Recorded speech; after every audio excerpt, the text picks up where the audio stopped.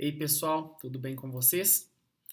Bem-vindos à nossa aula de Direito Administrativo 3. Lembrando que para esta quinzena letiva no nosso período remoto, nessa quinzena nós vamos ter só essa aula de Direito Administrativo, por isso vai ser a aula um pouquinho mais longa do que vocês já estão acostumados, porque na primeira semana nós temos a aula na sexta-feira, na primeira sexta-feira da quinzena, e na segunda sexta-feira, que seria a nossa próxima aula de Direito Administrativo 3, vocês terão o exame remoto. Então, por orientação do pró-reitor de graduação, nós não temos aula nas turmas do direito que vão fazer o exame remoto na quarta, na quinta e na sexta-feira da segunda semana dessa quinzena. Então, essa aula que vocês estão assistindo agora é referente à primeira sexta-feira dessa quinzena remota, que vai cair no dia 22 de maio. Então, essa aula se refere ao dia 22 de maio, e no dia 29, que nós teríamos uma nova aula, vocês vão fazer o exame remoto de Direito Administrativo 3. Beleza? No SIGA de vocês vai estar anotada qual a matéria do exame remoto, então não se preocupem com isso, beleza? Na aula de hoje, pessoal, nós vamos falar sobre a improbidade administrativa. Capítulo 3 da nossa matéria, nós vamos falar sobre improbidade administrativa, como está aí lançado no material de vocês. Ok? Pois bem, pessoal, improbidade administrativa significa uma conduta violadora da probidade administrativa. O que é a probidade administrativa? A doutrina ela não tem um discurso convergente acerca da distinção da moralidade administrativa, que é um dos princípios da administração pública, e a probidade administrativa. Para alguns autores, a probidade é um subprincípio da moralidade. Para outros, a probidade tem um sentido mais amplo, que engloba a moralidade administrativa. Tem aqueles doutrinadores ainda que entendem que moralidade e probidade são sinônimos. Mas o que é a probidade administrativa? Qual que é o sentido da probidade administrativa que nós vamos adotar aqui na nossa disciplina? Probidade administrativa é o dever do administrador, é o dever do servidor público, é dever do agente público, é dever do agente político e de todas as pessoas que trabalham em nome da administração pública ou que servem à administração pública, de agirem conforme a moralidade, de agirem conforme a lei e não frustrar de forma alguma a expectativa do administrado de que a administração pública vai seguir todos os comandos legais, todos os comandos normativos que lhes são impostos pelos poderes competentes. Então, a probidade administrativa é agir segundo a lei, não agir com interesses escusos, agir de acordo com a moralidade. Então, nós vamos adotar aqui a ideia de que moralidade e probidade são conceitos sinônimos, porque qual que é o objetivo de privilegiar a probidade e a moralidade perante a administração pública? É não frustrar a expectativa do administrado de que a administração sempre vai agir com lisura, de que a administração pública sempre vai agir de modo a privilegiar o interesse da população, o interesse do cidadão. Então, o administrador que age com uma conduta improba ou que age por improbidade administrativa, aquele que não observa a probidade, está indo contra um dever constitucional de agir de acordo com a moralidade, de agir de acordo com a legalidade. Então, quando nós falamos que um agente público praticou um ato de improbidade administrativa, nós estamos dizendo que ele desconsiderou o comando enquanto servidor público ou enquanto agente de agir de acordo com a moralidade, de agir de acordo com a probidade. A legislação, as normas aplicáveis à improbidade administrativa estão lá no artigo 37, parágrafo 4º da Constituição de 88 e na Lei 8.429 de 1992. Pois bem, vamos lá então no que a Constituição da República de 1988 estabelece como dever do servidor ou dever do agente público com relação à probidade administrativa. O texto está lá no artigo 37 da Administração Pública, o capítulo 7 da Constituição destinado à administração pública. Está lá no artigo 37, onde está escrito que a administração pública direta e indireta de qualquer dos poderes da União, dos estados, do Distrito Federal e dos municípios obedecerá aos princípios da legalidade, impessoalidade, moralidade, publicidade e eficiência. Então vejam que o princípio da moralidade é de observância obrigatória pela administração pública direta e pela administração pública indireta. Lá no parágrafo 4º, está estabelecido, por sua vez, que os atos de improbidade administrativa importarão a suspensão dos direitos políticos, a perda da função pública, a indisponibilidade dos bens e o ressarcimento ao erário, na forma e gradação previstas em lei, sem prejuízo da ação penal cabível.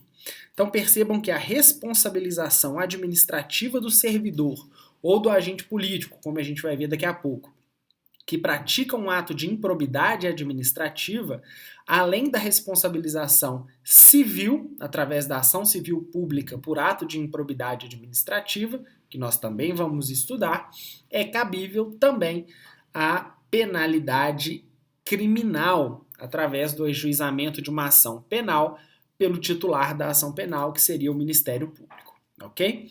Então vejam que a Constituição estabelece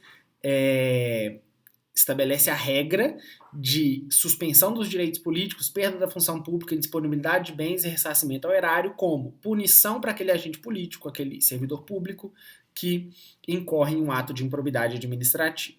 Então percebam que em 1988 o Constituinte originário delegou a disciplina da improbidade às regras previstas em lei. E aí nós vamos a essa lei, que é a Lei 8429 de 1992, que dispõe sobre as sanções aplicáveis aos agentes públicos no caso de enriquecimento ilícito no exercício do mandato, cargo, emprego ou função na administração pública direta, indireta ou fundacional e dá outras providências. Então percebam que, pela ementa da lei, as regras de improbidade administrativa, as sanções aplicáveis, se aplicam aos agentes públicos nos casos de enriquecimento ilícito, no mandato, cargo, emprego ou função na administração pública direta ou indireta ou fundacional. Então vejam que o legislador ele está dizendo que quem tem mandato, quem tem cargo, quem tem emprego ou função na administração pública vão ser disciplinados de acordo com essa lei no que tange a improbidade. Então vejam que tudo isso que nós estamos dizendo se aplicam àqueles cargos, àquelas formas de vínculo do servidor público com a administração. Então vocês precisam lembrar aqui daquilo que vocês já estudaram em Direito Administrativo 1 e 2, no que tange aos servidores públicos e no que tange à organização da administração pública. Okay? Vamos falar agora, pessoal, sobre os elementos constitutivos do ato de improbidade administrativa. Quais são esses elementos constitutivos que nós vamos falar a partir de agora? Nós vamos falar do sujeito passivo, do sujeito ativo, vamos falar da conduta ímproba e do elemento subjetivo. Então, para a gente começar, lá no sujeito passivo, nós precisamos fazer a leitura do artigo 1º, caput e parágrafo único da Lei 8429 de 92, e para falarmos sobre o sujeito ativo, nós vamos ler os artigos 2º e 3º da mesma lei, beleza? Então, aqui na Lei 8429 de 92, nós precisamos fazer a leitura do artigo 1º e do parágrafo único para descobrirmos quem é o sujeito passivo da improbidade administrativa. Quem é o sujeito passivo? O sujeito passivo é o ente da administração pública que sofre o ato de improbidade. Então, os atos de improbidade praticados por qualquer agente público, servidor ou não, contra a administração direta, indireta ou fundacional de qualquer dos poderes da União, dos estados, do Distrito Federal, dos municípios, de território, de empresa incorporada ao patrimônio público ou de entidade para cuja criação ou custeio o erário tenha concorrido ou concorra com mais de 50% do patrimônio ou da receita anual, serão punidos na forma dessa lei. Então, quem é o sujeito passivo da improbidade para o caput do artigo 1º da Lei 8429? São todos esses que estão iluminados aqui de azul. A administração direta, indireta ou fundacional de qualquer um dos poderes, além das empresas que forem incorporadas ao patrimônio público, ou entidade, até mesmo entidade do terceiro setor, cuja criação ou custeio o erário tenha concorrido com mais de 50% do patrimônio ou da receita anual. Então percebam que a Lei 13.019 de 2014, que é o marco regulatório do terceiro setor, vocês já estudaram em Direito Administrativo 1 ou 2, quando vocês estudam a organização da administração pública, ela estabelece que a administração pode firmar termos de parceria ou de fomento com entidades do terceiro setor para a prática de atos que, em tese, são de responsabilidade da administração pública, como, por exemplo, ações de cultura, ações de educação, de saúde, etc. Então, quando a administração pública abre mão de praticar isso de forma direta em favor de entidades do terceiro setor, ela concorre ou colabora com essa entidade do terceiro setor para o custeio das suas ações. Então, se o custeio dessas ações se dá com mais de 50% da receita anual ou do patrimônio, também os agentes dessa entidade do terceiro setor concorrem na prática do ato de improbidade administrativa. Agora o parágrafo único. Estão também sujeitos às penalidades dessa lei os atos de improbidade praticados contra o patrimônio de entidade que receba subvenção, benefício ou incentivo, seja fiscal ou creditício, de órgão público. Então vejam que eu acabei de falar para vocês.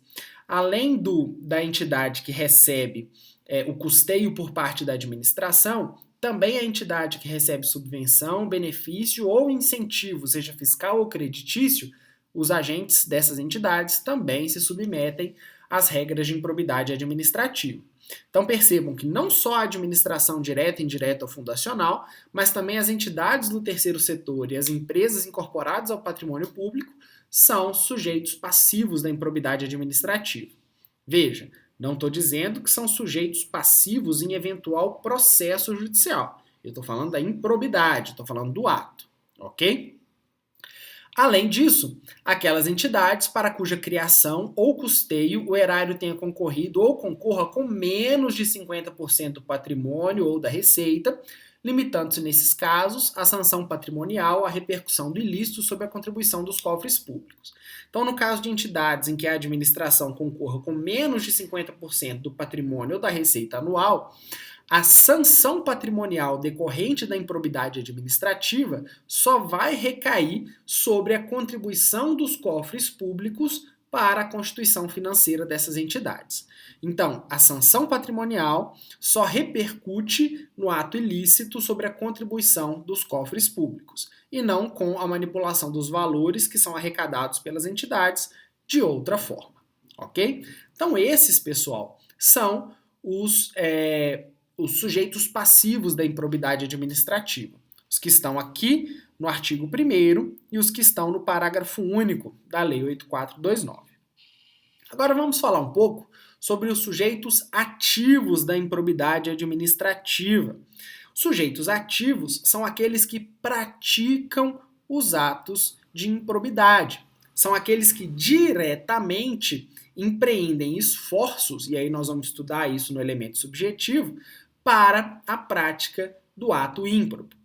Quem são esses sujeitos ativos? Artigo 2º.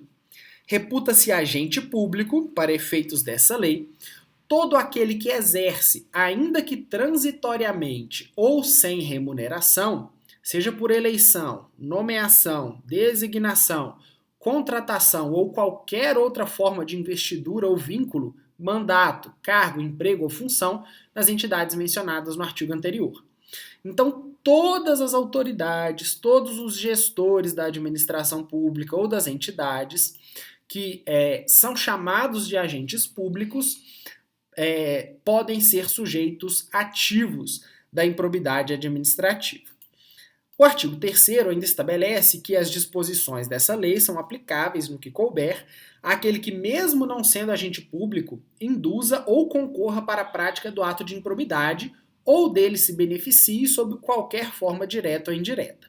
Significa, pessoal, que qualquer pessoa, ainda que da iniciativa privada, concorra com um agente público, ainda que ele não seja agente público, para a prática do ato de improbidade, também vai ser responsabilizado por essas normas da Lei de Improbidade Administrativa. O que isso significa?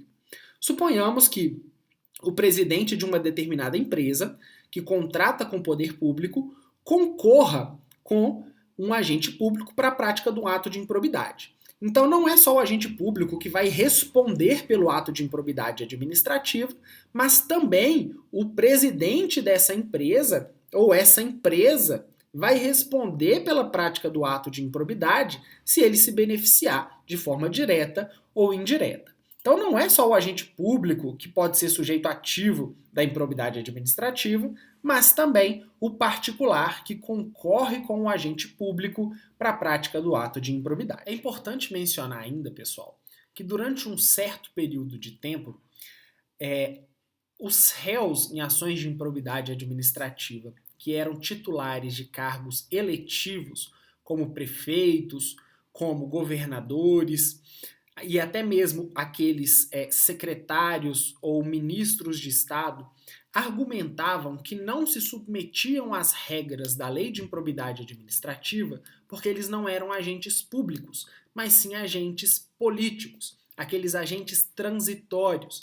que são eleitos ou que são indicados pelos eleitos para o exercício de um cargo público.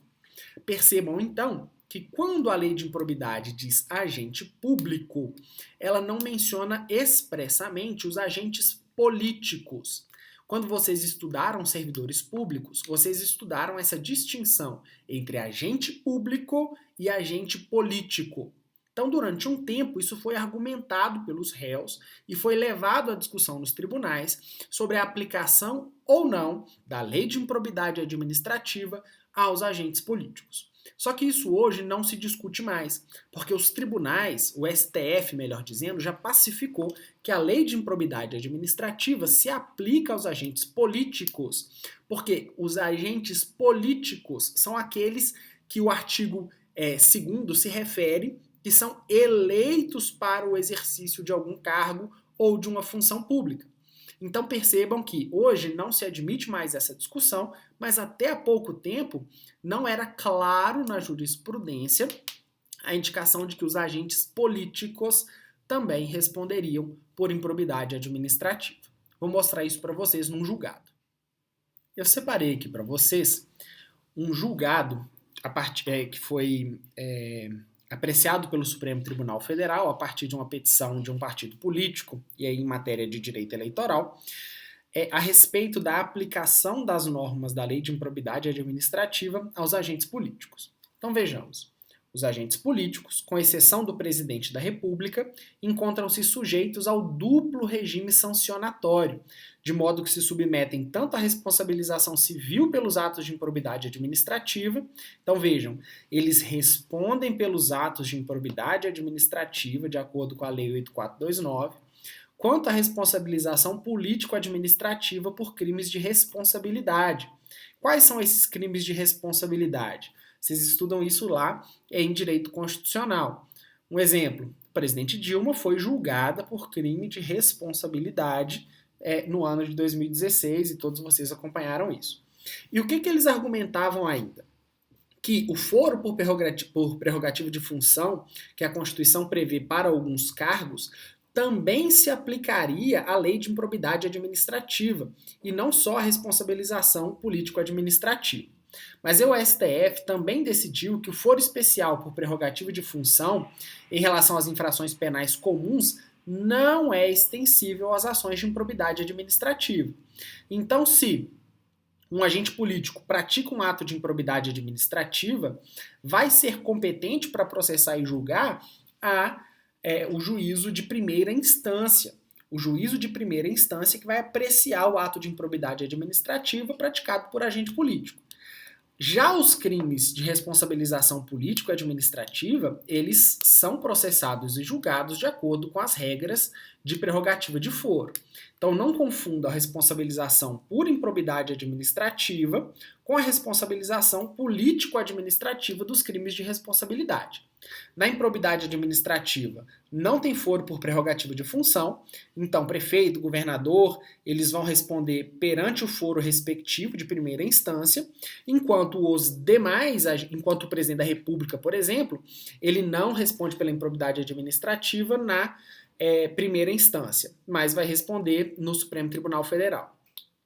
Já a responsabilização político-administrativa se aplica o foro por prerrogativa de função, que vocês estudam lá no processo penal e também acho que também no direito constitucional, ok? Na nossa próxima aula, nós vamos entrar nas condutas em espécie, que são consideradas improbidade administrativa, quando nós formos estudar o elemento subjetivo e a conduta ímproba. Ok? Vamos estudar também na próxima aula as penalidades. Antes de encerrar, eu quero comentar com vocês os artigos seguintes dessa parte introdutória das disposições gerais da Lei 8429. Para isso, eu peço licença mais uma vez para projetar para vocês o texto da lei. Que aqui no artigo 4º está a obrigação dos agentes públicos, de qualquer nível ou hierarquia, de velar pela estrita observância dos princípios que regem a administração pública, inclusive a moralidade que repete as disposições do caput do artigo 37 da Constituição de 88. Então é dever expresso aqui na lei de improbidade dos agentes públicos de observarem os princípios da administração. E por que isso é repetido aqui? Porque a inobservância de um dos princípios que regem a administração pública também é razão da condenação do agente público por ato de improbidade, como a gente vai ver na próxima aula, ok? O artigo 5º estabelece que sendo comprovada a lesão ao patrimônio público, seja por ação ou omissão, e aí vem o elemento subjetivo, dolosa ou culposamente, do agente ou de terceiro, como a gente falou lá no artigo 3º, dar-se-á o integral ressarcimento do dano. Então, caso ocorra a lesão, o dano vai ser integralmente ressarcido ao erário. No artigo 6º, estabelece a introdução ao enriquecimento ilícito.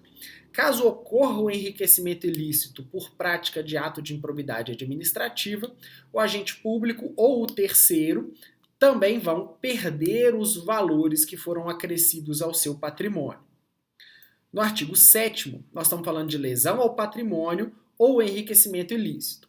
Caso o ato de improbidade cause lesão ou enriquecimento ilícito, a autoridade administrativa responsável pelo inquérito vai representar ao Ministério Público para indisponibilidade dos bens do indiciado.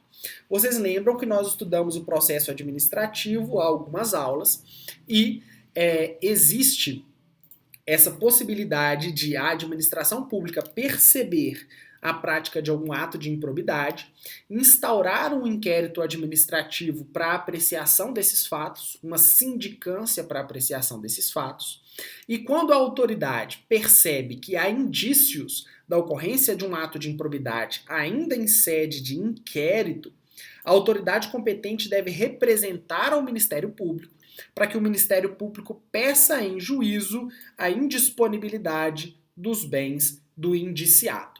Então vejam que nós não estamos falando de punição de processo administrativo disciplinar. Nós estamos falando ainda da sindicância administrativa, quando a autoridade percebe a ocorrência de um ato de improbidade, um suposto ato de improbidade, ele já pode, aliás, ele deve diligenciar o Ministério Público para que o Ministério Público requeira do juízo a indisponibilidade dos bens do indiciado.